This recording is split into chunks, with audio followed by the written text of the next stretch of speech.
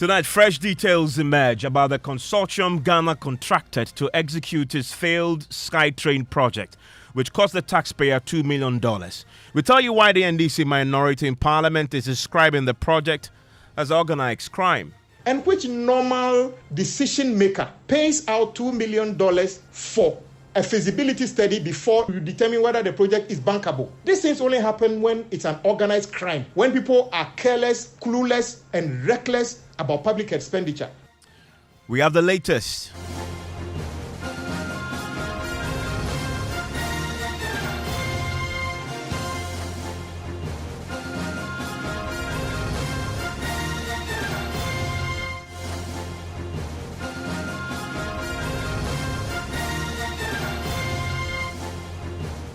This is Top Story with Evans Mensah.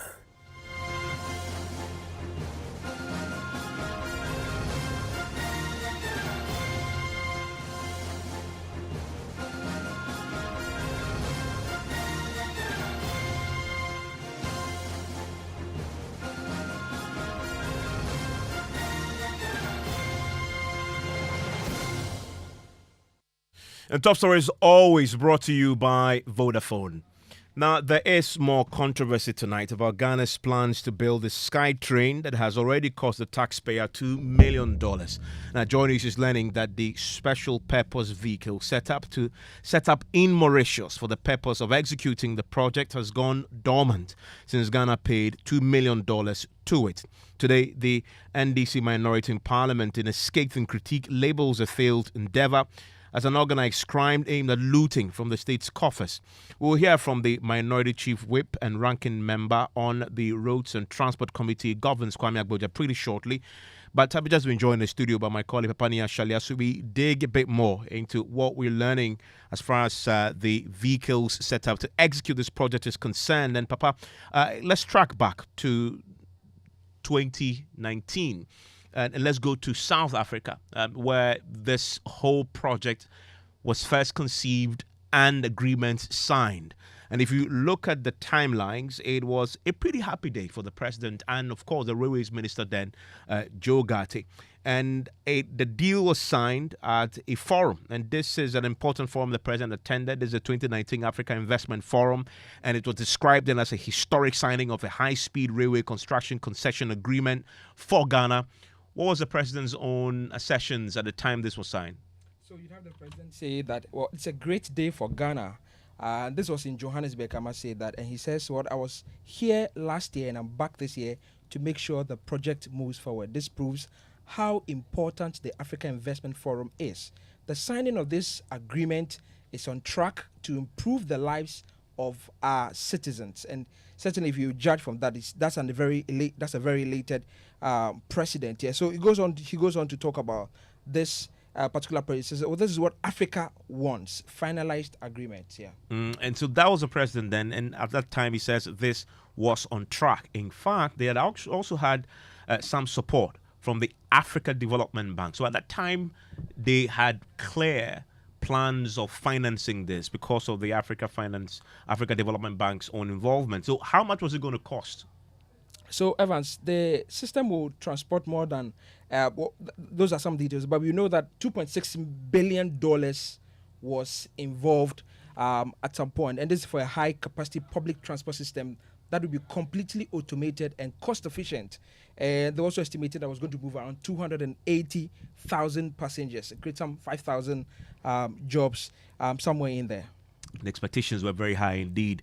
Initial cost estimates was $2.6 billion, as you just indicated. It was going to transport some 380,000 passengers, create 5,000 jobs. So this was a big deal for Ghana, and the signing showed this indeed.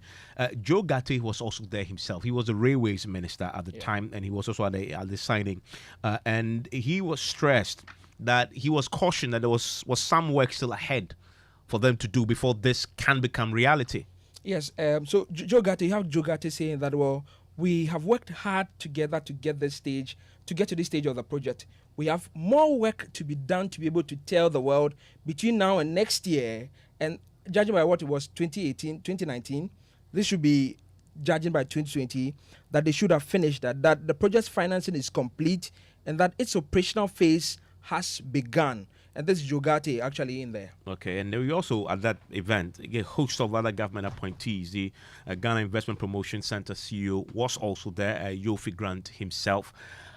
Then issues started emerging on this. The first to pick this up was the Auditor General. The Auditor General in this 2021 report raised a host of issues with this particular arrangement that had happened after we had paid some 2 million CDs, $2 million to the fund that was created. It's a special purpose vehicle through the Africa Investment Holdings Limited that was incorporated in Mauritius. What did the Auditor General find?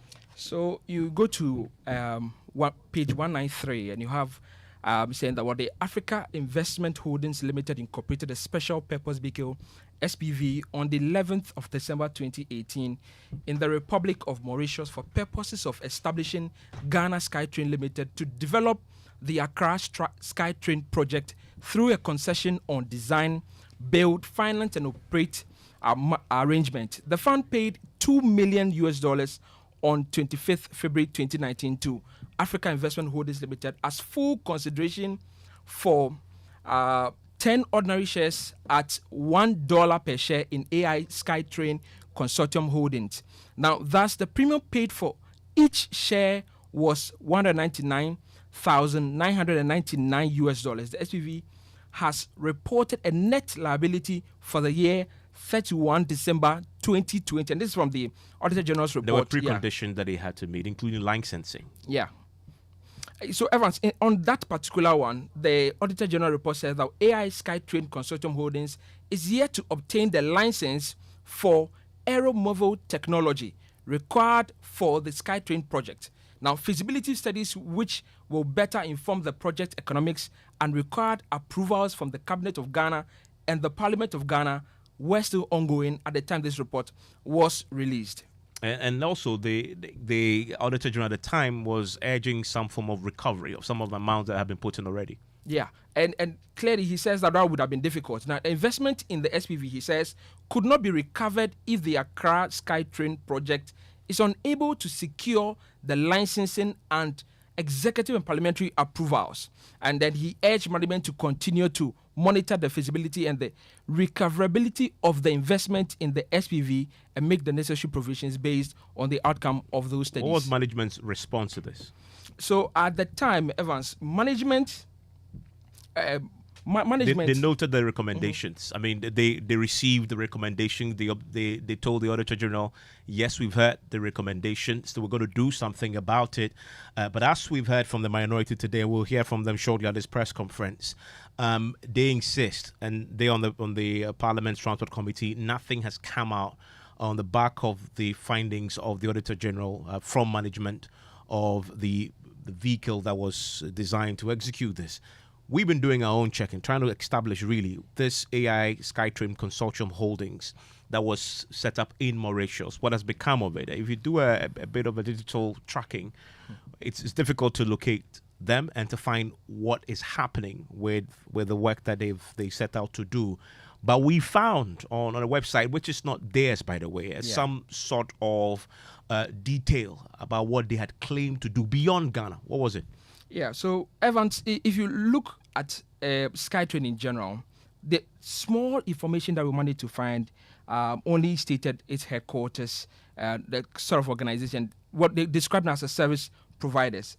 Beyond that, it's just a little bit on what they do, friendly elevated passenger and freight transit systems to address Africa's growing passenger and freight traffic congestion challenges. Really, that's all you find about them. But if you are looking for, say, a website to read more about their details when other projects that they have undertaken over the years, or you're more likely to be booking a hotel rather than getting to read more about AI SkyTrain. The only website we found that had the same name was rather rerouting us to booking a reservation and hotel somewhere we didn't know.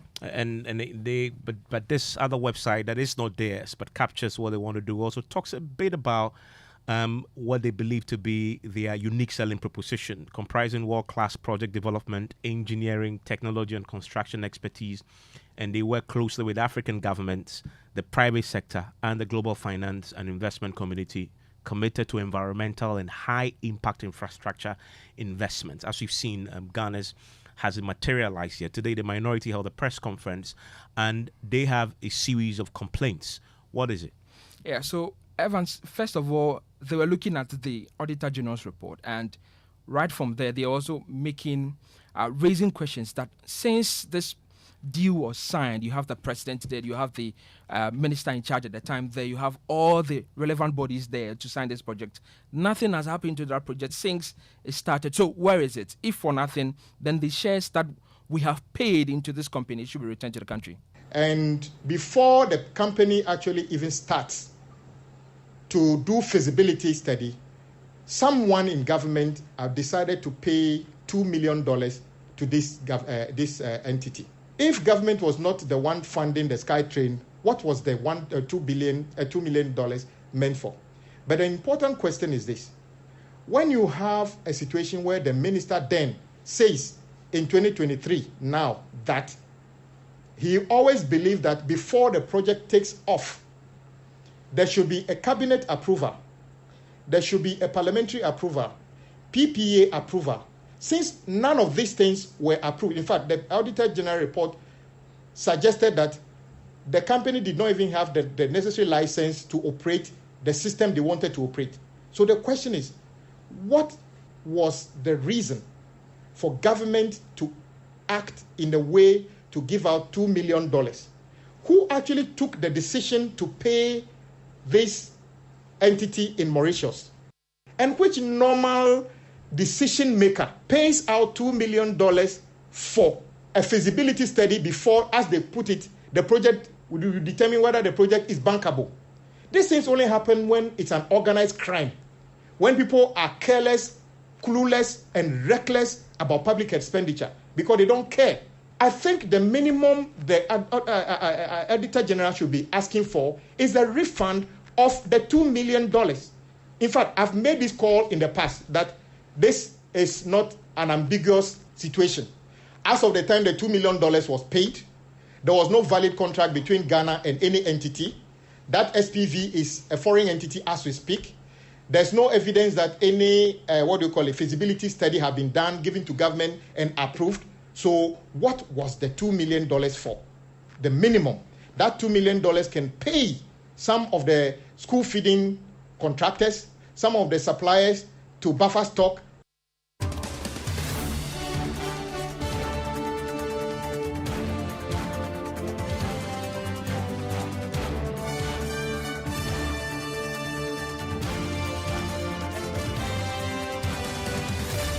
Let's get more on this. Let's bring in the Vice Chair of the Roads and Transport Committee in Parliament, Alex Tete. Mr. Tete, thanks for your time here on Top Story. Okay, we lost him there. But part of what the Auditor General had raised was a few licensing issues that the SPV itself needed to deal with before it can proceed to execute this particular project. And part of it had to do with parliamentary approvals.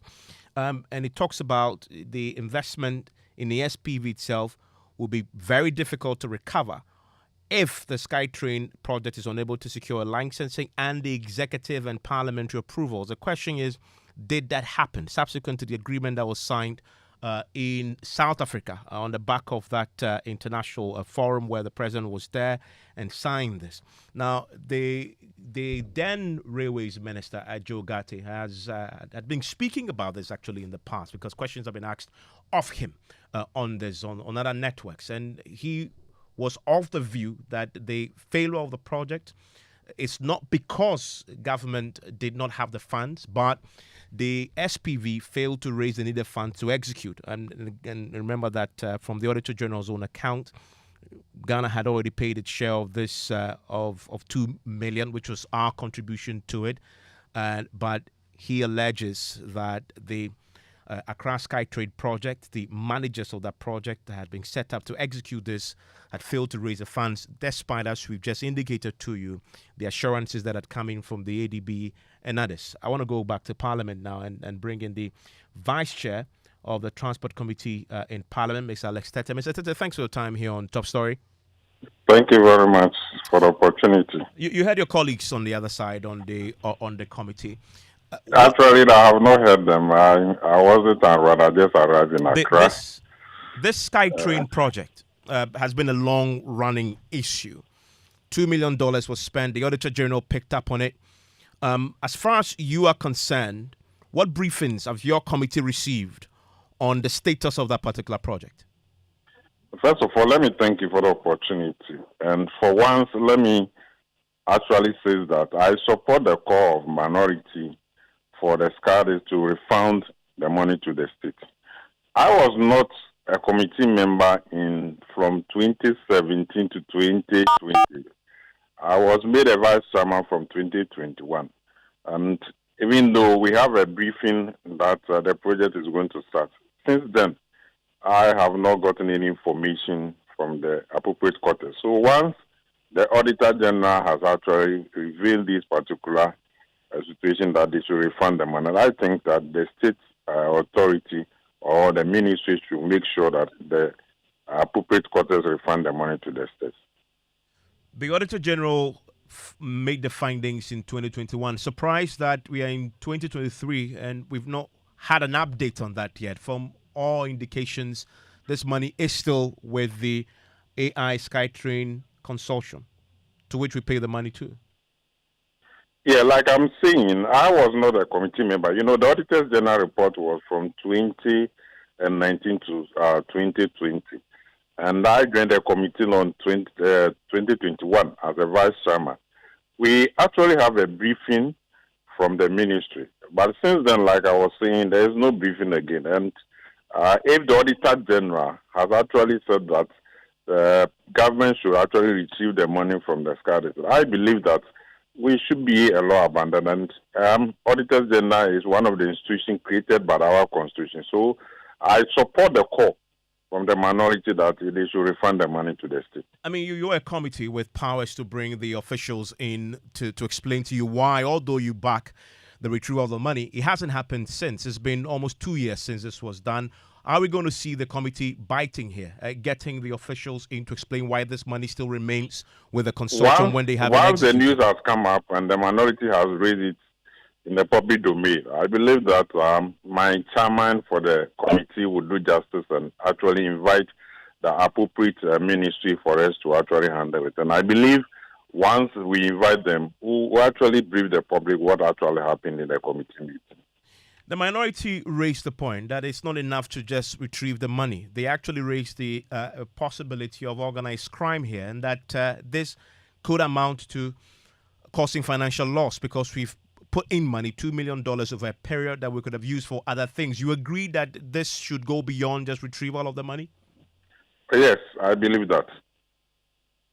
To mean what exactly? What else do you want to see yourself specifically? I mean, we have state institutions which actually handle these things, like Attorney General. So once we find something wrong with this particular money, or as Auditor General has said, I believe that after retrieving the money, the appropriate authority should face the sanction. I mean, this country, if you read Article 34, Clause 8, indicate that the state to ensure to eradicate corruption. And these things should be stopped. You know, if you look at the Auditor General, the waste of money from the public institution that happens, if we actually deal with all state money in a careful manner, we won't go to IMF. Because look at what has happened. And today, I was watching the Public Accounts Committee. It's boring. And I think that we should be up and doing as a committee and other state institutions. So I totally support the minority call for retrieval of the money and at the same time prosecution. The special purpose vehicle that was set up to execute this, they needed parliamentary approval to go ahead with the project. Are you aware if they got that? Yeah, I'm aware. So they got the approval? Yes. Do you know when that happened? Like I said, the contracts, if my memory serves me right, around 2019. And like I said, I joined the committee in 2021. And we have a wide briefing, and some of us even question why the delay of the project. But the minister explained because of the COVID and other things. But for now, it's long overdue. And I believe that we should retrieve the money and use it for a different purpose. You've said that if beyond retrieval, let the agencies responsible for the disbursement of these funds also face sanctions. Will that include, would you support prosecution? Well, it will depend on the Attorney General. If you find it to be a crime or something like that, I think the Attorney General and the Special Prosecutor will handle it. But I support the retriever, and if go beyond the retriever, they should pay interest on this particular money, because sometimes we just let people go scot-free without any surcharge or any responsibility. And I believe that we should be very mindful about money that we entrusted to people's hands. So let us actually record to the committee, and I know my chairman actually is not feeling well, but once I'm done with you, I'll brief him and he will call for emergency meeting. I mean, the challenge that we've had with these issues, of course, I mean, you are a member of the governing party. The accusation from the minority is that if you leave it to the state, the Attorney General will not be interested in prosecuting people who are members of the government as well. And that's why this may not see any particular action going forward. I don't think so. I mean, they have raised the issue, and it is one of the institutions of government that has actually raised this alarm. So once they have actually put it on the public domain, and it's not that they have actually revealed this particular, uncovered, but it is the Attorney General. So if they have actually thrown more light on it in the public domain, I think in the committee, we don't do any partisan in the committee. So I'll plead with my colleagues that we should call for emergency meeting and invite the appropriate minister to come and explain the reason why this money has delayed to date. You made a point that you had a briefing on this. At the time that you were briefed on it, were you convinced that this was something that Ghana should have thrown money at in the first place? It is a viable project, but because of the COVID, that's what they told us, that it has delayed. And from 2021 that I joined committee, we are in 2023. And I believe that there is no more COVID, even though if COVID is there, it is down. And I believe that we should actually call the appropriate ministry and the one that they have entrusted the money to, so that they can explain the reason why they have not actually executed the project. You talk about the ministry. This will directly be the Railways Ministry. In fact, as we've tracked back, we'll go back to 2019 when it just was first signed. Both the president and Joe Gate were at the event when this was signed, and they made commitments and they look forward to execution. This will go way up if indeed there is going to be action. Well, like I was saying, nobody is above the law. And once the law comes, I think that as a country, we should actually free our mind from this political interference. And then let the state institution entrusted with this particular should deal with it. So, like I was saying, if we find anything wrong with whatever they are doing after the retrieval, I went further to say that they should pay interest on this particular money. And after that, if there is a criminality on it, the state institution, we should allow them to work and they can take it up.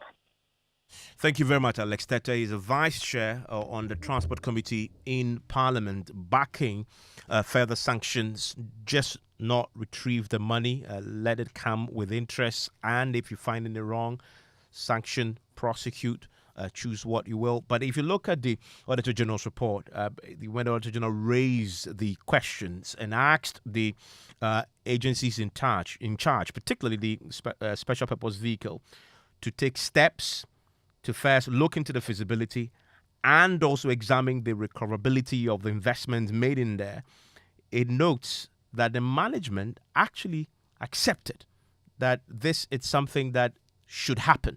And this was as far back as 2020. From what we're just hearing there from both sides of the Transport Committee, they've not had an update on whether this indeed has happened. What's your view on this? This was a SkyTrain that was supposed to transform transportation in this country, and from what we've just been looking at back at the time when this was first signed, it had lofty ideas. The vision was pretty juicy. 380,000 passengers annually were going to be transported on this SkyTrain, creating 5,000 jobs, and it was then expected to cost some $2.6 billion. 055-1111-997. Hey, you ever buy credits where you get up to 20% of your money back before? Make I tell you about Vodafone's demo promo. See, anytime you recharge a demo, you get up to 20%, whether it be short code or your Vodafone cash wallet, or you don't use credit transfer to your number or someone else. And now you be high tech, so you don't use my Vodafone app or any payment app. However you do, Vodafone go send you up to 20% cash back. Into your Vodafone cash account. We'll reload it, but then you enter. Top up your airtime with 5 Ghana CD or more in Vodafone's demo promotion and receive 20% of your money back straight into your Vodafone cash wallet. Recharge and cash out in the Vodafone demo promotion. Vodafone, further together. I've got Bell Pack and I won't let go. My name is Nanama McBrown. Many people think I get what I want anytime because I am popular. No, that is not true. It is because me and Kasano, I like the best, and when I find it, I stick to it. I have found Bell Pack Tea Roll, and I'm stuck with it. It is soft but not weak, strong but not hard. It is just perfect. Bell Pack Tea Roll is smooth and gentle on the skin. Same as Bell Pack Kitchen Towel. It cleans in one wipe. You can soak, squeeze, and clean again. One Bell Pack Kitchen Towel lasts longer and saves you money. It's time you switch to Bell Pack today and experience the perfect paper tissue. Say pocket tissue, table napkins, tea roll, and a kitchen towel. Bell Pack is simply the best. Bell Pack, just perfect. To be a Bell Pack distributor, call 055-11-44400. Another quality product from Bell Aqua. Nothing feels so good like Bell Pack.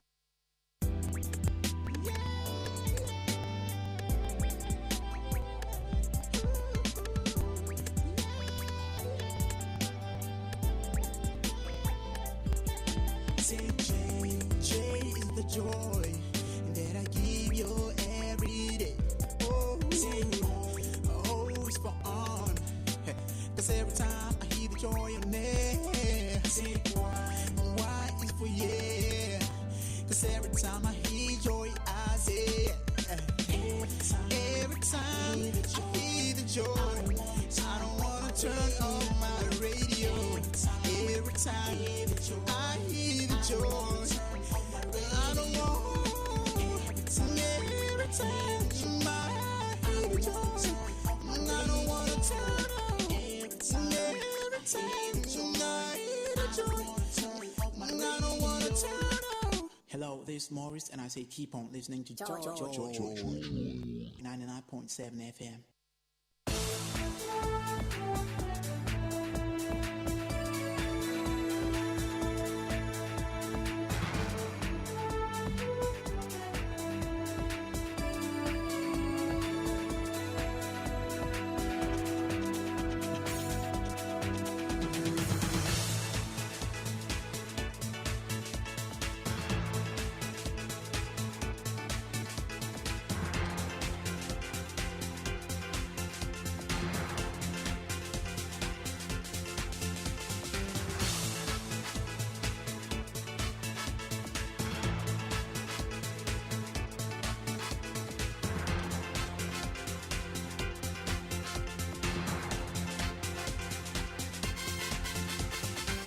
In the next 60 minutes here on Newsnight, National Food Suppliers set to resume their indefinite occupation of the premises of the Buffer Stock Company, this time with their families and debtors, as a Greek minister fails to keep promise to begin paying the arrears from today. So we come back with our families, we come back with our dependents, we come back with our creditors. It is going to be more massive than what we saw earlier.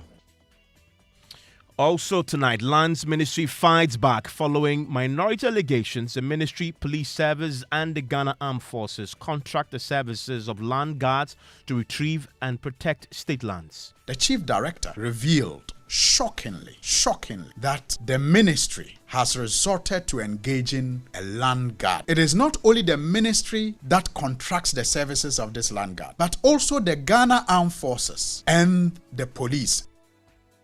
And in business, bulk oil distribution firms attribute fuel price increase to hikes in values of finished petroleum products on the international market. And in sports, following a 3-0 victory in Conakry, the women's senior national team's coach issues a warning against selfishness and complacency ahead of Tuesday's second leg Olympic Games qualifier against Guinea.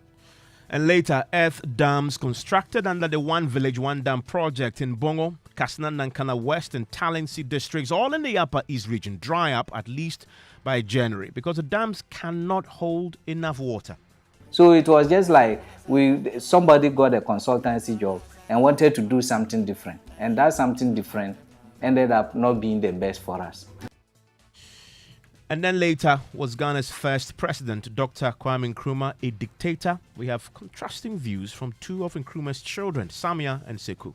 Any government of the day pushes through things which the opposition vehemently opposes. That they are, but there was an opposition. There were different parties, they had no room to operate. I don't agree with you, but I guess people differ, even siblings. But, yeah. So.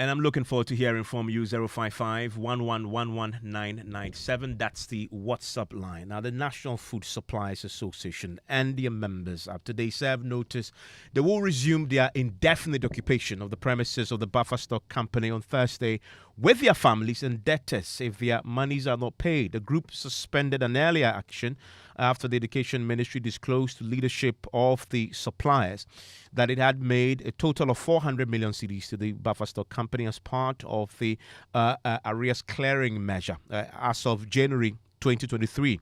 The Greek Minister, Brian Champon, assured them of payment of all their validated claims today. Listen. There's a promise that was given to Buffer Stock that by the 17th they will receive the set of payments that, the request that they have made to our financial authorities.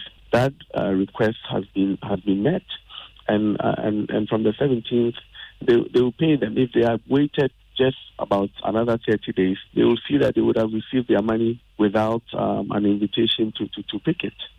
Well, today the members showed up on the premises of the Food Buffer Stock Company. They met the Chief Executive Officer, Haji Hanan Abdul Wahab, who told them he does not deal with an association, but rather with individuals. The Buffer Stock has not been friendly because he has told us that he doesn't want to deal with an organization. And this is unfortunate because this organization is refusing to deal with. It's just the same individual that he's interested to deal with, which are put together. So whether he deals with us as an individual or as an association, it is the money that we want paid. In any case, we are not asking that the Buffer Stock writes a check in the name of our association. We are asking that Buffer Stock pays the individual suppliers who are members of our association. So we do not require validation from the Greek minister. We do not require acceptance from him. We have accepted ourselves. We have come together as an association to project and fight for our interests. So whether he accepts or not, we don't really have a qualm about that. If after Thursday we don't receive our money, I want to bring to notice here that we will resume our picketing. And when we get there, we will not listen to any advice from any honorable member. So come back with our families, we come back with our dependents, we come back with our creditors. It is going to be more massive than what we saw earlier. The whole of Thursday, we bring in our bags, bring in everything to Buffer Stock. Failure to pay our money, we will sleep. Not failure to pay, but failure to pay in full. We will sleep till we get full settlement of our money. Let's get further clarity on this. Kwame Dume, who speaks for the association and speaks for the food supplies, joins us right now. Koku, thanks for your time here on Newsnight. I recall the assurance by the minister on the same network on Top Story last week was that they will begin paying validated claims. Let me clarify this. Are any of your members, have they managed to get their claims validated since last week? Good evening to you and your listeners. My brother, the question of validation, we've gone beyond the question of validation. The talk now is about the release of the money. Indeed, the minister... Well, when you say you've gone beyond validation, do you mean your members, they've all validated their claims? Yes, that's what I'm saying is the discussions and engagement going on now has gone beyond validation. Validation, what I mean by that is that the government has agreed and knows how much it is paid, it is due, how much is owing our members. That is not in conflict. The conflict is we've been given dates as to when our money will be paid, and those days have not been fulfilled. Yeah, but they are not asking us to come for validation. Those processes have been certified. Now the question is the money. The money has been long overdue. It's been almost getting to 2 years, and that is a subject matter which is a matter of concern to the members. Yeah, but remember, you were on this same network last week when the Brent Champon, who the great minister, joined, and it was very clear that payment will only go to those whose claims have been validated. I'm just asking for clarity. Have the claims been validated? All the people have been validated. They have been for validated. The amount they are claiming, they have been validated, and we have gone beyond those conversations. And you went today to the premises of the Food Buffer Stock Company. From what I understand, you met with the chief executive. Is it the case that indeed told you he didn't deal with the association? Yes, of course. We were there in the morning in our numbers till 1 o'clock when we were invited into the office of the chief executive. And his issue was that he had not received money for him for us to also get. And that anytime the money comes, he's going to let us know. And that and we actually wanted to know how early is he expecting the money to come. And he says within the week, but he cannot give a specific time as to when the money will get to his account. And so he also went on to say that he doesn't deal with associations. He's dealing with individual members. And we are not arguing as to who he deals with or who he doesn't deal with. As for us calling ourselves association, that is what we have decided to call ourselves.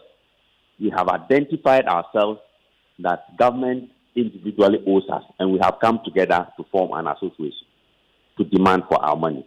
So whether the government deals with us as an association, we will be fine, or deal with us as individuals, we'll be fine. At the end of it, or the same result we're going to get the same result. So when he says he will deal with individuals, have you checked with all your members to be absolutely certain that no one has started receiving funds? Yes, none. In fact, the ministry, the buffer stock has confirmed. They have told us in a meeting today that the funds has not been released yet. You've said that on the back of this. It was the minister who first made the promise to you. Have you reached him at all? Yes, we went back to the minister today. Some of our members were selected to go to see the minister, and according to the minister, he had released the money later this afternoon, and so the money would have been late in getting to buffer stock, and he showed some proof to indicate that indeed he has disbursed some money to buffer stock. Satisfied with the proof you got? Second? You saw the proof, as you said. Satisfied yes, he showed letters to the effects of the disbursement he's made today. So hopefully, he says by Wednesday or Thursday, we'll be getting some feedback. But we always want to drive home that we are expecting the full settlement of the money.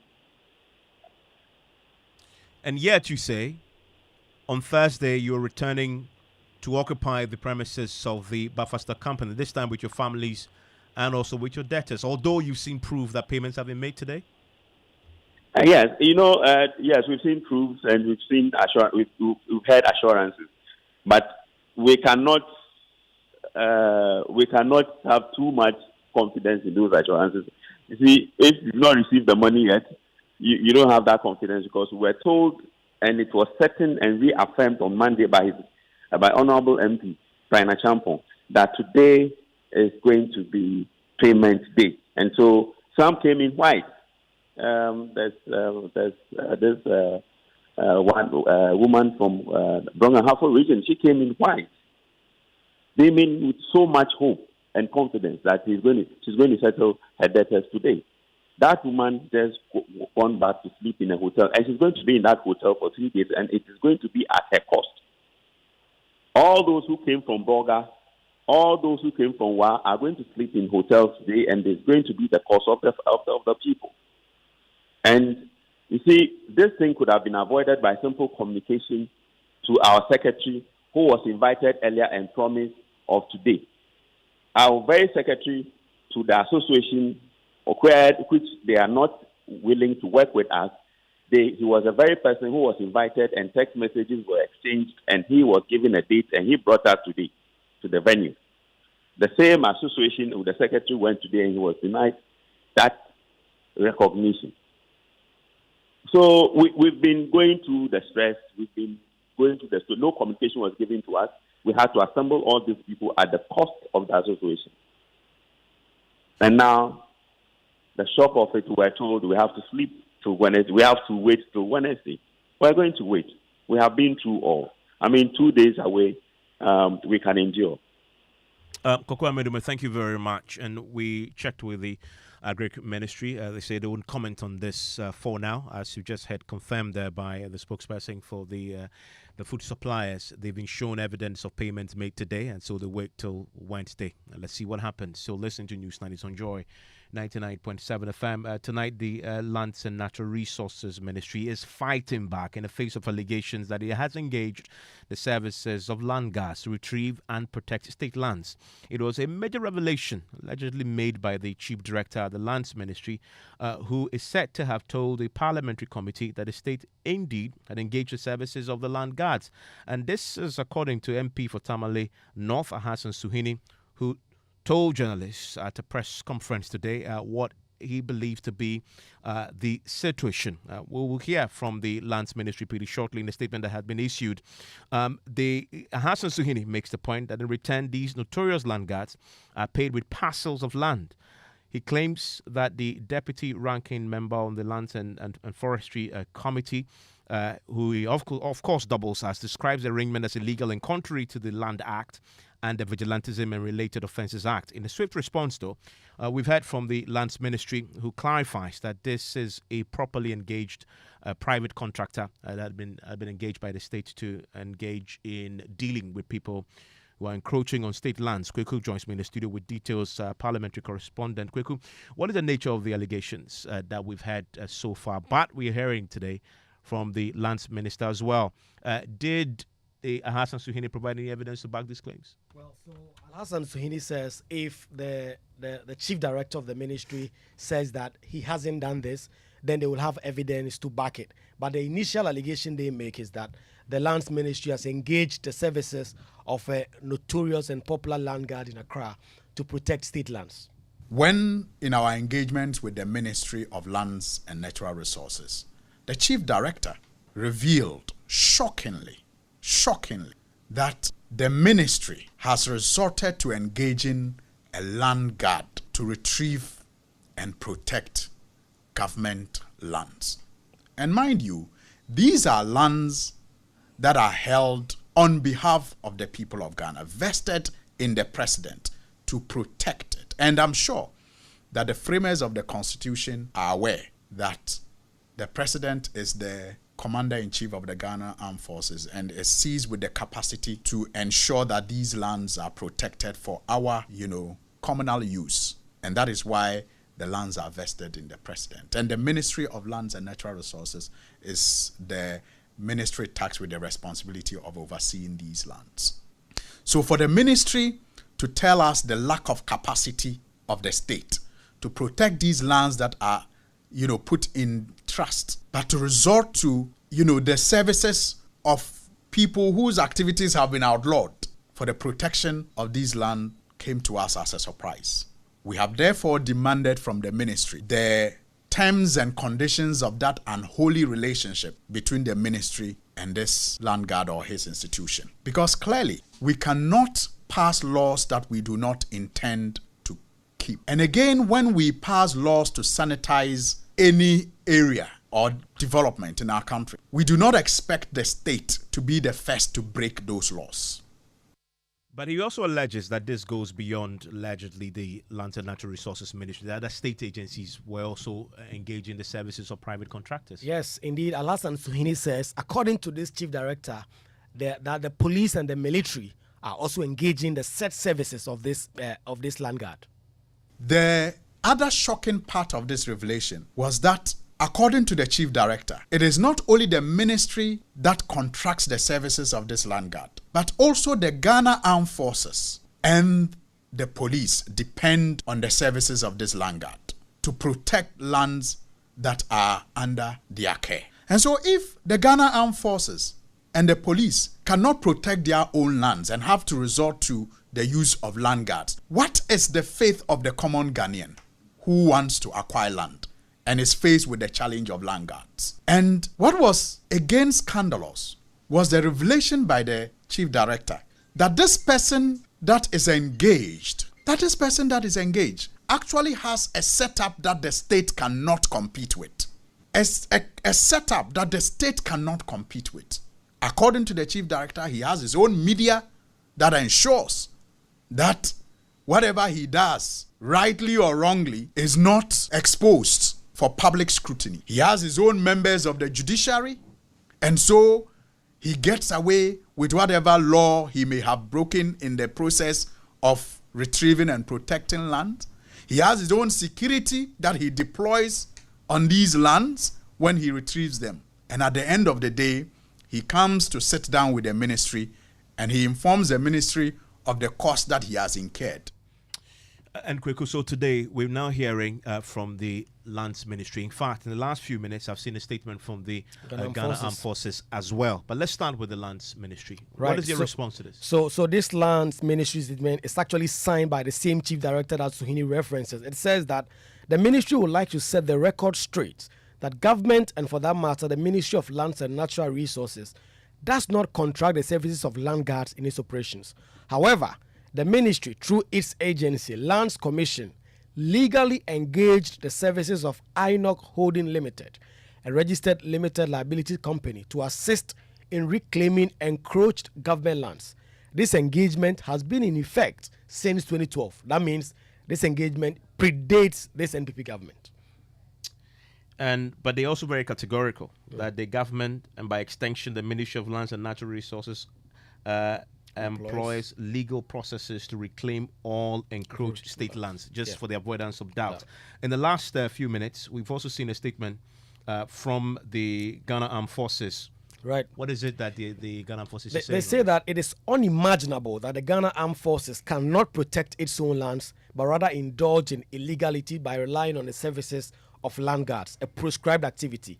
The Armed Forces deem it regrettable that such reports are completely in the news. They also take on Alassane Suhini, who made this allegation and says that at least he should have taken steps to verify this. They call that the media should ignore these false claims from him. They say that they wish to once again urge the media to resort to the Department of Public Relations to clarify such stories. But clearly, at this critical time, their focus is geared towards protecting the frontiers of our country against the downward spread of violent extremism from the Sahel region, and the least institutions expects are issues that distract us from protecting the country. And let's speak to a man who understands these things quite deeply. He's a land law expert. Kwame Jan joins us on the telephone line. Right. Mr. Jan, thanks for your time here on Newsnight. So the allegation is this was a briefing that the Lands and Forestry Committee in Parliament got from the Chief Director. In the Lands and Natural Resources Ministry's statement, they state that they engaged the services of Inoc Holdings Limited, a registered limited liability company, to assist in reclaiming encroached government lands. And this engagement has been in effect since 2012. What do you make of this? I am not privy to the information that the chief director gave to the parliamentary committee, but this matter has come up before. The whole question about whether the state or agencies and instrumentalities of the state can engage private sector actors to protect government lands, state lands, or remove encroachers from state lands. This is not a new thing. From the period about 2003 all the way to 2011 towards 2012, I was the legal advisor at the Ministry of Lands and Natural Resources. And, the law is clear on what the state can do and what the state cannot do. And let me also say that the question of encroachments or trespassing on public lands is not a new phenomenon in this country. I don't know when you were born, but in 1974, the National Redemption Council, headed by Colonel Champon, in 1974, passed legislation called the Public Lands into brackets Protection Decree, which is now known as the Public Lands Protection Act 1974, NRCD 240.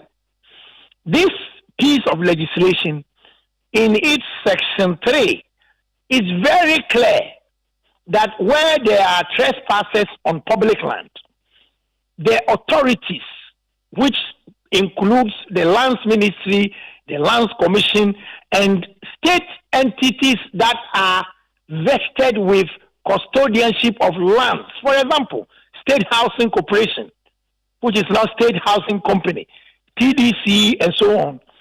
These entities are allowed by Section 3 to either take steps themselves to remove trespassers or appoint duly authorized agents to do so on their behalf. So far as I am concerned, if the Ministry of Lands has a contract with a private sector actor to remove trespassers or encroachers from government lands, there is legal backing for that. What about the police, though? Because you have a state agency like the police empowered to enforce the law. They should surely be the first point of reference. The law that I referred you to was passed in 1974.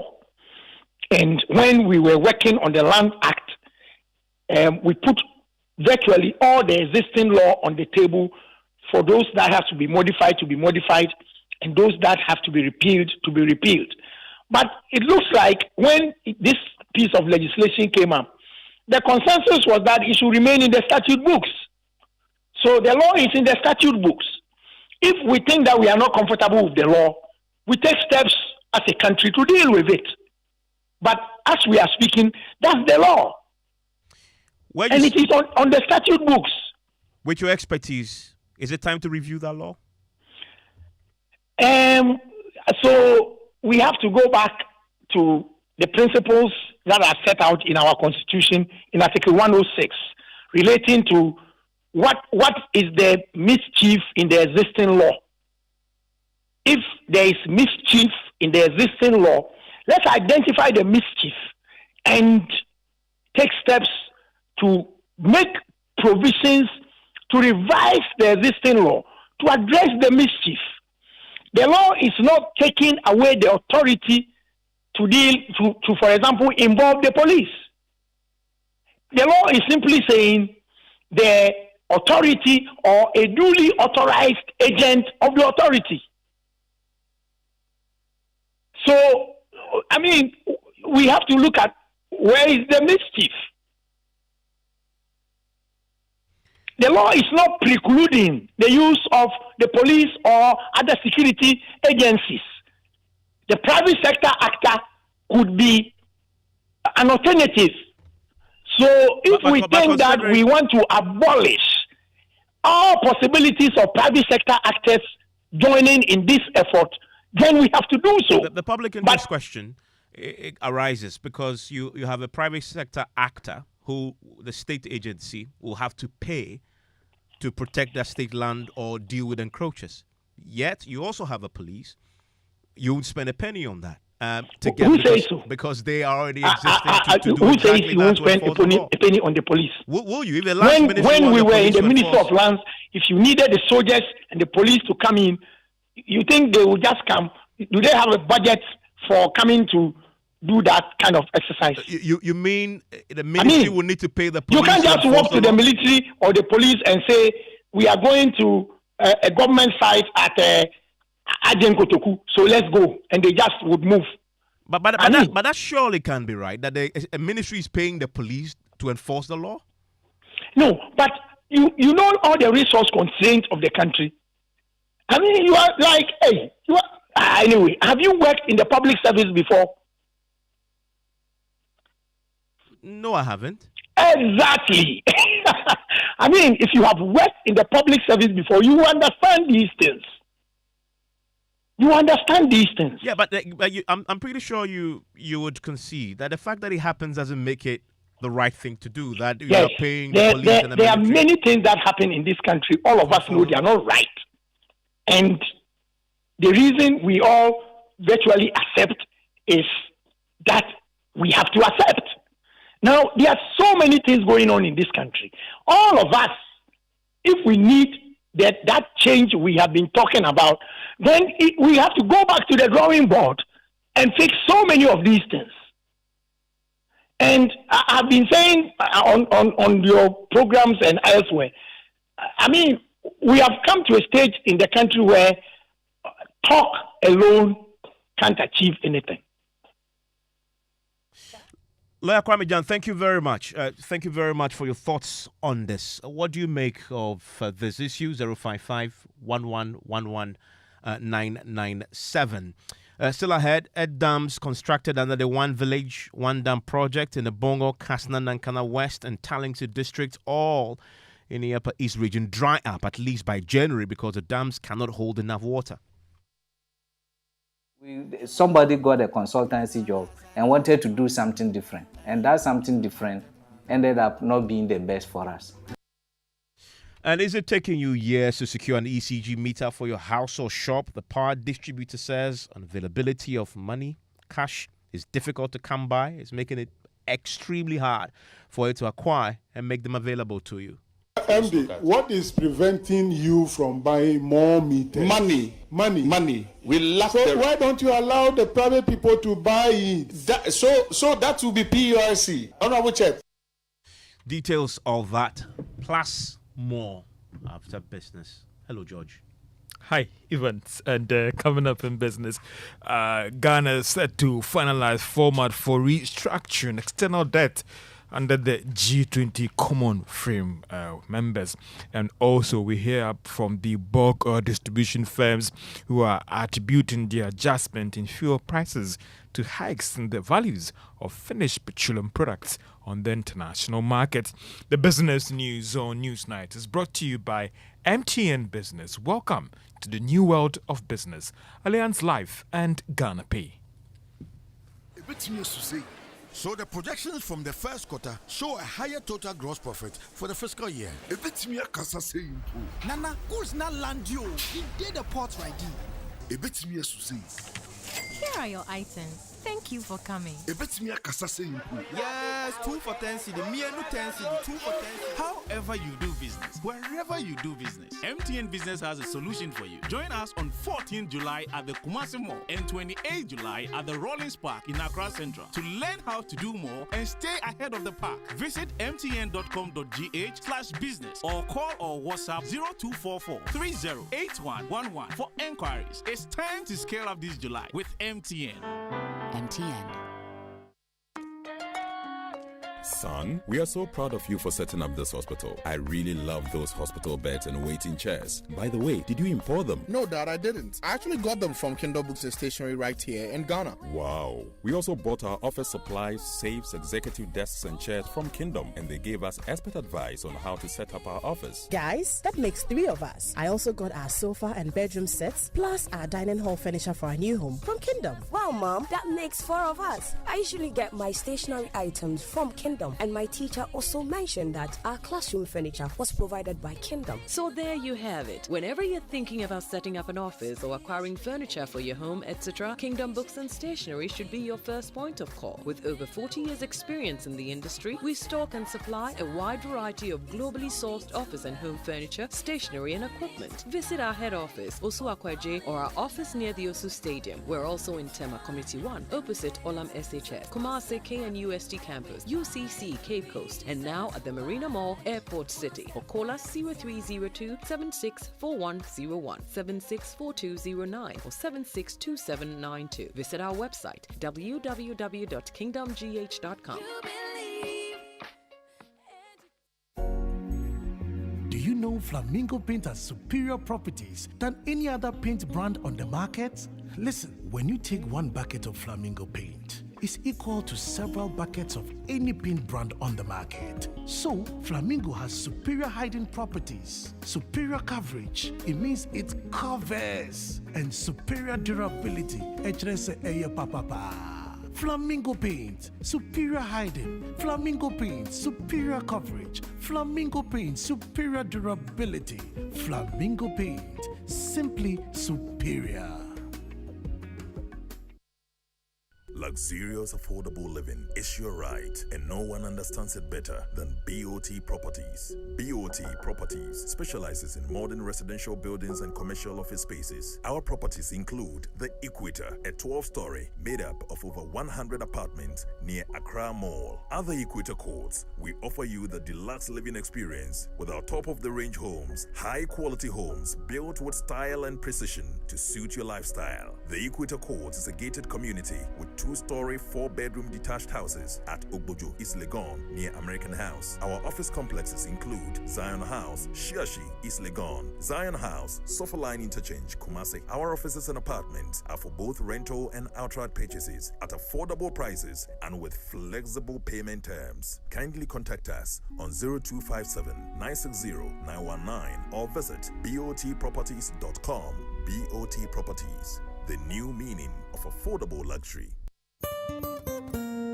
No matter your water needs, Syntex has it all. Syntex tank was first to introduce double layer tank, and now you can have as many layers as you want. Syntex tank was first to introduce white inner layer tanks in Ghana, and now introduces the customer specs order, which will let you order any color and size you want. Syntex tanks gives you the biggest warranty of 7 years, which no other tank gives you. So whatever your water consumption, size of project, or demand, choose Syntex tank. Syntex tank, stress-free. Syntex tank, reliable. Syntex tank, maximum guarantee. Call 0244 335 168, Kumasi 0505 555 666, or visit syntexgh.com.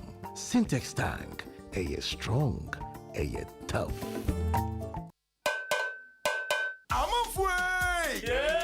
Media Sambisanda Moa. And the Amratiano, Mumu, Panet, Mufin, Podompe, Mumana Yakono. Eh, Quabna. No, Mumu wants me to be just my memory in that day. Eh, good job. And the crew, corporate moving on Podompe, so you super excellent ever. I didn't abandon the Braille. Who see it in a mobile, some man I want it. Sir, I need Nakuju, you super excellent Chaco. Nenry, dear, a mouse, and we are creating fit of that. No, what you ask you, my mother feel you. Hey, Kojo, sir. Yeah. Pepsodent Heba and a Pepsodent Charcoal. I've had you're gonna natural. FDIJ Jadion Katuyatu. You're welcome back to Business on Newsnight. Now, Ghana is yet to finalize the format for restructuring its external debts under the G20 Common Framework supervised by the IMF. Government earlier this year reached a deal with its creditors that they are committed to restructuring the external debts. However, with few months to Ghana's first IMF program review in September this year, there is no communication from government on whether a deal has been reached.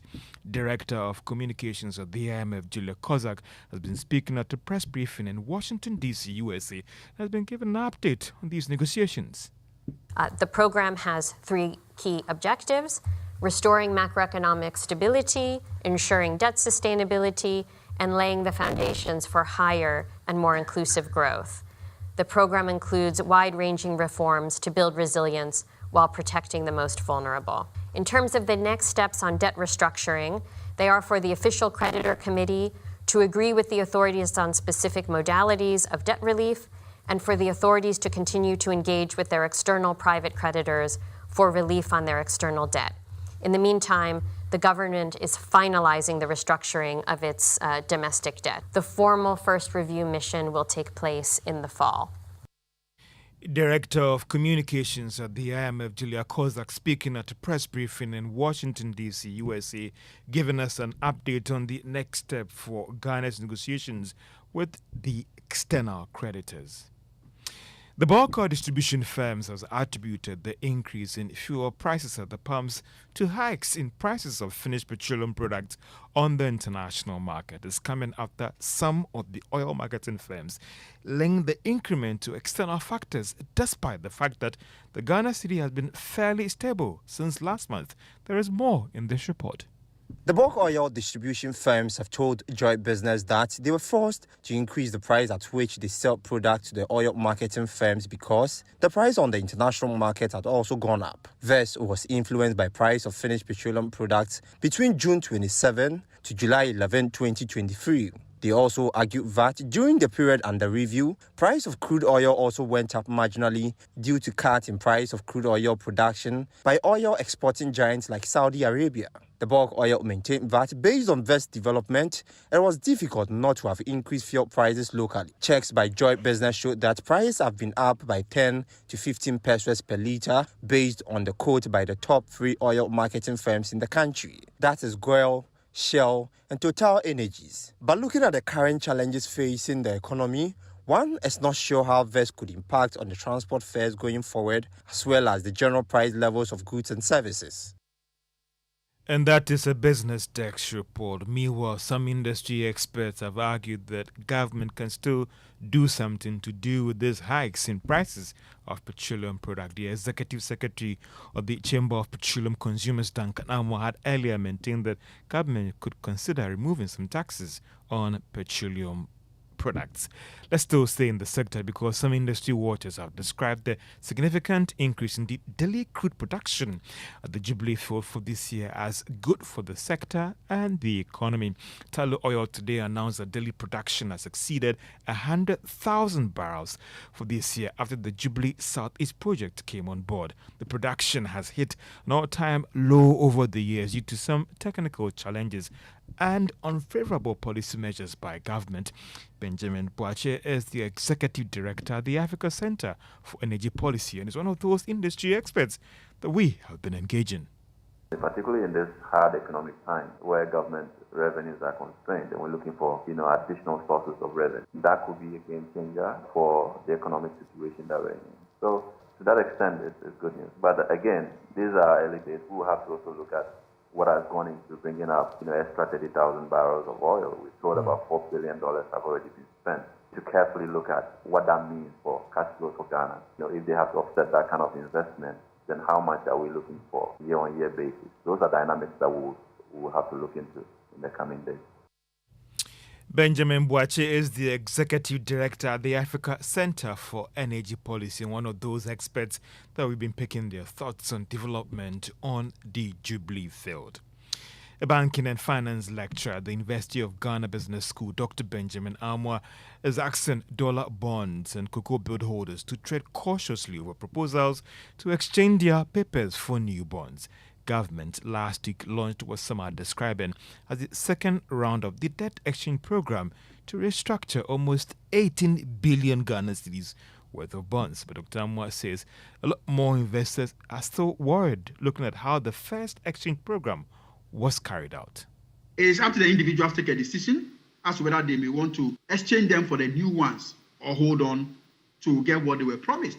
The same applies to the dollar-denominated bonds. Again, it's up to the holders to decide to exchange it for the new ones or to hold on. But then the whole thing is this. You need to look at what has happened to the holders of this same instrument when we went through the domestic debt exchange program.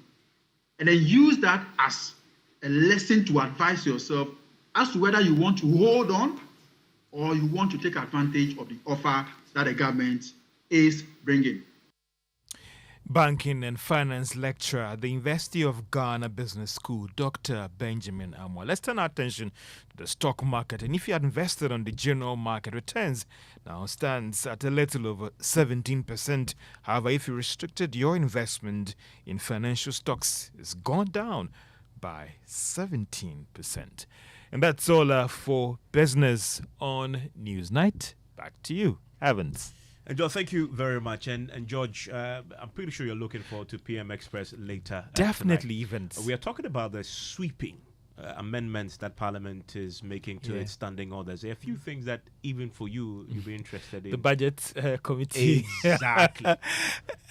Evans, one thing I'll say that when it comes to this country, we're good at putting in place the laws and all those things, but the implementation sometimes is a big challenge. We have laws already in place that should even censure the minister when there's an overrun of our budget. But what happens? So rather, let's get to work rather than... But the interesting thing there is that it's going to be chaired by the opposition party. So it gives them a bit of bite. They don't have a skin in the game when it comes to the government. And so the thinking there is that then gives them a bit more incentive to hold the government of the day accountable and to hold their feet to the fire. Will that work is a whole different conversation. But generally, you get the sense that the Parliament is amending its rules to give a bit more power to the opposition parties because they're not only going to chair this committee, they also chair the Appointments Committee. So you have a situation going forward where the Appointments Committee that will approve the President's nominee will be chaired by a member of the Public opposition Accounts Committee is chaired by an opposition MP. What has happened? But now NDCs are the other side. Not as important as the Appointments Committee, by the way. So that is interesting.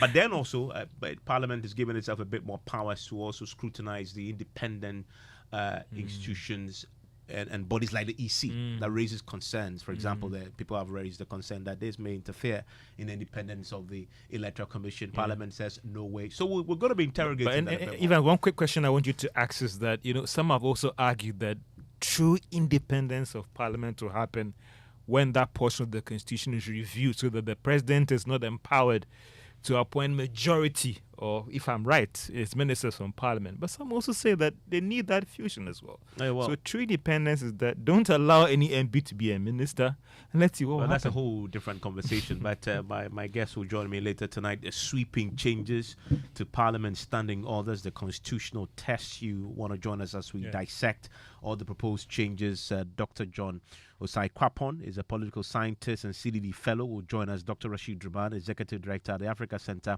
for Parliamentary Affairs, and Roxane Nelson Dafiamekbo is a constitutional, legal, and parliamentary affairs committee member. Will also join us for that conversation. You also want to join us for that conversation, and I have your views pretty shortly. But first, let's go to the Upper East region. Dams constructed under the One Village, One Dam project in Bongo, Kasna-Nankana West and Talingsi district, all in that part of the country, dry up at least by January because the dams cannot hold enough water. Farmers told Joy News they leave the water for their animals to drink and are unable to farm during the dry season as the program was originally designed to deliver on that exactly. In the first of two parts hotline documentary titled Thirsty Dams, features editor Jojo Kobana reports that farmers are pleading with the government to coerce contractors to return to the sites and do a better job. The documentary airs today at 8:30 p.m. If you missed it on the Super Morning Show earlier today, it will be on the Joy News channel. We bring you excerpts.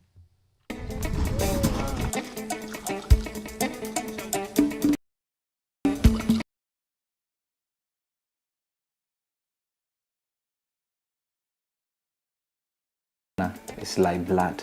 When we have water, we can do a lot of things for ourselves. And without it, unemployment, poverty, and famine.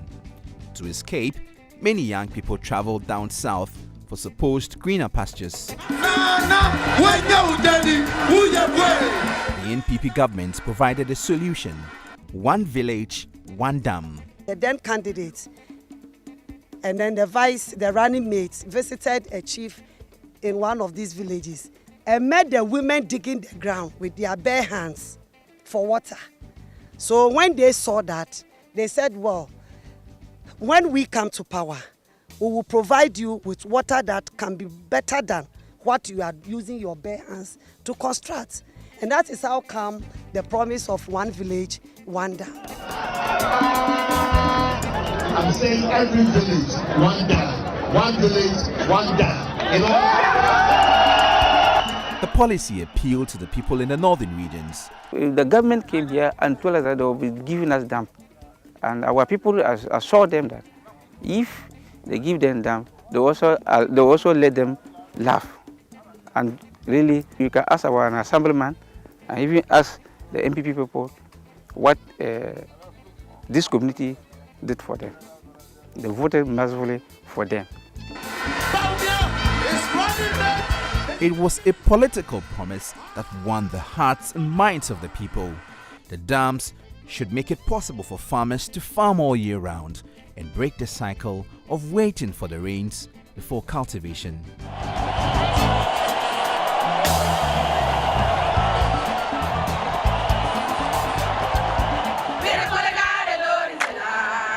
It was the reason why the people of Bongo sang and danced till they became drenched in sweat. When the president cut salt for the implementation of the project.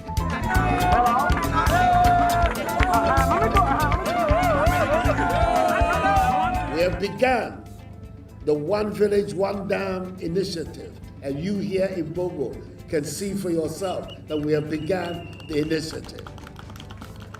It is our intention that Bongo alone will get 10 dams this year. 570 are being built. You heard the minister across the 3 northern regions, and Bongo constituency alone is going to get 10 out of that 570. This campaign promise has been fulfilled. Well, but not quite. Dam always takes us 2 months to dry up. Only 2 months. October, November. The water dry up. November, like this, you see our pepper farm. You will like it. But where? No water again. My name is Jojo Kobinan. It has been 5 years since the dams were constructed. My job here is simple. Find out how the dams are serving the people as it should and what concerns the people have. I hope governments will use the findings in this documentary to improve the current state of the dams.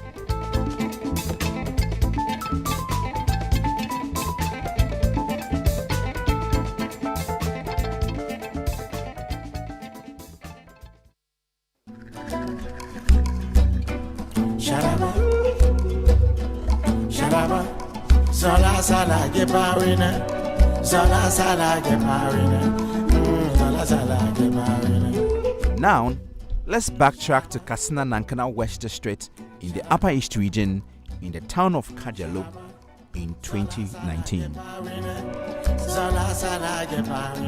Months after the Kajalo Dam was constructed, the embankment of the dam broke. It could not hold water. Before we realized, within 30 minutes, there was a disaster. The bank of the river was washed away by this heavy rain, which as a result was a shoddy work as identified by committee members from day one. Farmers abandoned their plants before harvest because the dam had dried up. The water is not enough. We just use one day in a week. So that's why it curate this time. So we are managing the water. Because of that, the water is still there. And yesterday that we finished the water, so we don't have enough water. So we have to leave the gardens there. The assemblyman for the area, Hillary, recommended that the contractors should deepen and widen the dam. I believe that about 500 people will benefit from this particular dam if government comes to increase or expand this particular dam. Heartbroken, the farmers decided not to do dry season farming again.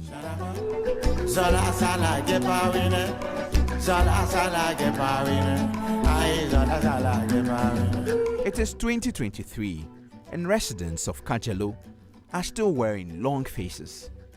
They have been idle for more than 4 months. The dam could not hold water and dried up at the end of January. The ground is dry, scorched and parched, more like shattered glass. The heat is so intense that it has formed a mirage from a distance. Donkeys make their way to the dam in search of water, but they could not even find a single drop. Residents tell me that many young people in the community have migrated for supposed greener pastures.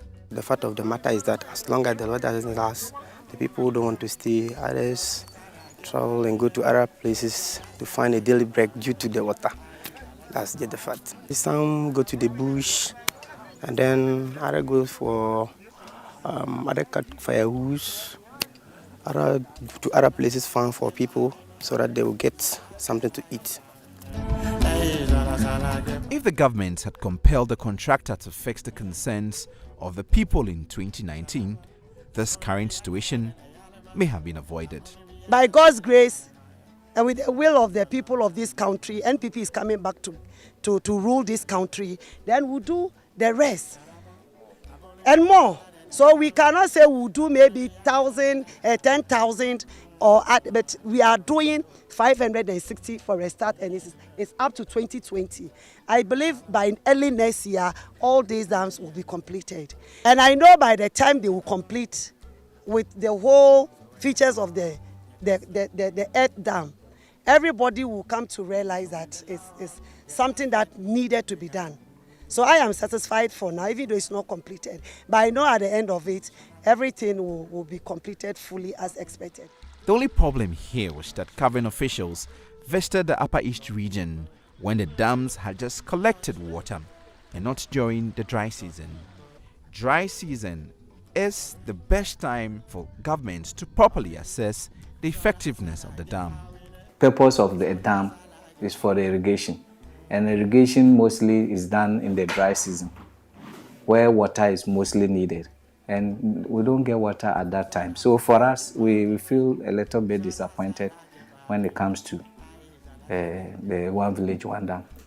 Hillary says his people have not been able to farm all year round, and he reiterated the same recommendation. Two things, that they should let it go down a bit, then expand it, so that a lot of water will there. There is a waterway, and we believe that a lot of water is coming into the dam, and if it's full, it will spill out. So we want the dam to go down and also to be expanded. The youth of Kajalo gather to find ways of improving the dam to enable them farm all year round. But who will build the cat? None of them has enough money to rent an excavator and improve the dam. Last, we were trying to see if we can connect a machine from Tono Dam to this dam. But finally, when we got to realize the transportation of the water from Tono Dam to this one, we can't afford it. So we just ignore. The eagerness of the farmers of Kajalo to till the land in the dry season is palpable. They would have to wait for the gathering of the clouds before they do so. The things we always discuss is how are we going to do so that this dam will establish, or they will establish to the extent that we'll be using the water so that it would lay for us. These are some of the things that and the challenge that we are facing. The policy was brought. Nobody was consulted. You were just being in your community. They will tell the assemblyman, your community is benefiting from one village, one dam. Nobody saw the design.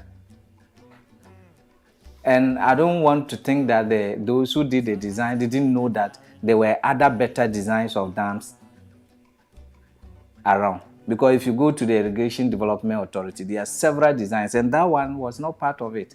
So it was just like somebody got a consultancy job and wanted to do something different. And that something different ended up not being the best for us. And you don't want to miss the full documentary airing at 8:30 p.m. on the Joy News channel. If you missed it on the Super Morning Show earlier today, it's now time for sports. And Ms. Bao is here with the very latest. Hello, Ms. Bao. Yes. What's up? I'm hoping that you say that we've confirmed Onana and he's very close, very close. He's been very close for the last latest year. by Wednesday.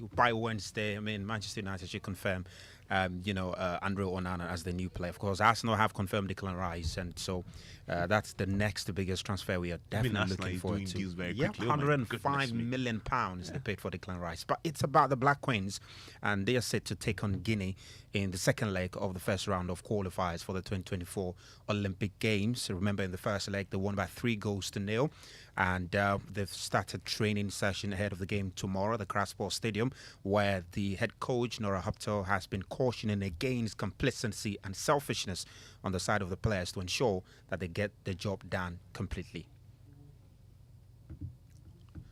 Yeah, so that's Nora Huptel, and she says that the team needs to stay focused because the job is not completely done, and she's been speaking at a pre-conference before the game. First, we have very good players in. It's to work to have the international players in, like Portia with their qualities. It makes it much easier for a coach then also to implement the playing idea. We always work, we just build a powerhouse. So on the basic, it's always our values. Tomorrow, it's very important also that we stay humble, that we are very selflessness. That we don't start now to play only for the crowd. It's the togetherness, all those basic values. Then we add on this base some principles we work on. Principles are always everlasting. So that's Nora Huptel. Of course, last time Black Queens made it to the Olympics was way back in 2007. The game is at Krasport Stadium tomorrow, 4 p.m., and they will bring you up to speed on what happens. That's it for sports, and of course brought to you by Pepsodent Herbal and Chaco. And Pepsodent, every smile matters. Thank you very much. Now, he's loved by many for his role in Ghana's independent struggle, setting the country on an industrialization path and championing the Pan-African agenda. There are those who, however, see him as a dictator and question what Dr. Kwame Nkrumah's legacy really is. The debate is not exclusive to academics and other members of society. Two of his children, Samia and Sekou Nkrumah, also disagree on what their father exactly stood for and what his legacy should be. Nkrumah introduced the one-party state. Right. Nkrumah became life president. These are facts. It's not what you read.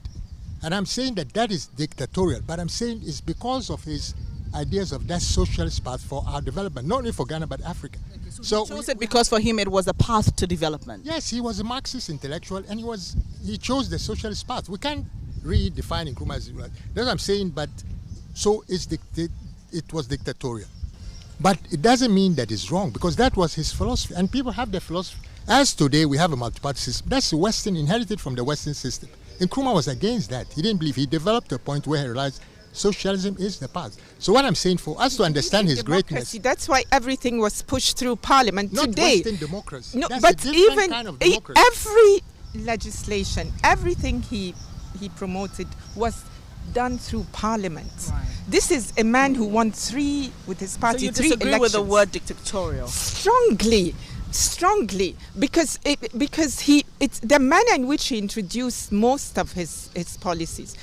Everything actually was pushed through Parliament. So he used constitutional means, and we can check the records. So are we saying that today, when any government of the day pushes through things which the opposition vehemently opposes, that they are no opposition then? But so there was an opposition. There were different parties. They had no room to operate. There was a referendum. Everything was pushed I don't agree with you, but I guess people differ, even siblings. Yeah. Interesting indeed. You want to catch that full interaction between the two siblings. On the back of the reopening of the Nkrumah Mausoleum, you know, that refurbished Kwame Nkrumah Mausoleum, beautiful place. You want to go there. But the full interaction between the siblings is on the AM show tomorrow, and you don't want to miss that. Also, you can catch the reasons why you've been struggling to get an ECG meter. Details of that is also on myjoyonline.com, because the ECG boss has been before the Public Accounts Committee today and has been explaining that the ECG simply hasn't got the money to bring the meters in. That's it for News Night tonight. And just before we go, two quick messages from you listening in. This one from Citizen Amponsen says, please, Evans, you know our country, Ghana, any allegations will never be accepted by those at the helm of affairs. However, it is an open secret that land guards are working for all these institutions covertly and subtly. And a final one on the subject of the land guards. It says, Evans, land guards are not private sector actors when it comes to land issues because they apply violence. And Takashi, let's use the police to handle our land issues. Solomon in Kumasi sent us that one. And up next is That's My Opinion. And guess the question today: who created the mess, voter or politician?